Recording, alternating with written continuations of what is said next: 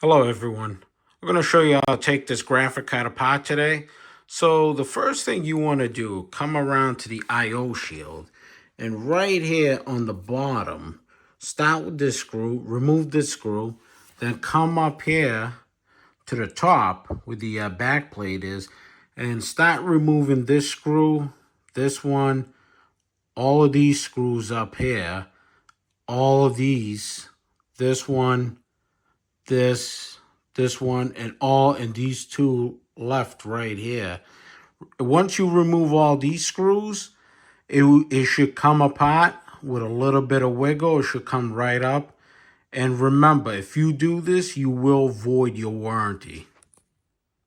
So this is how it looks like without its back plate. I've already removed all necessary screws. So I have already opened this. It is possible to open this and leave those two wires connected down here. It's okay. But I have already cleaned up the thermal paste on the heatsink and on the GPU itself. And I've replaced both thermal pads over the VRAM. As you can see, I have already applied the new thermal paste on it.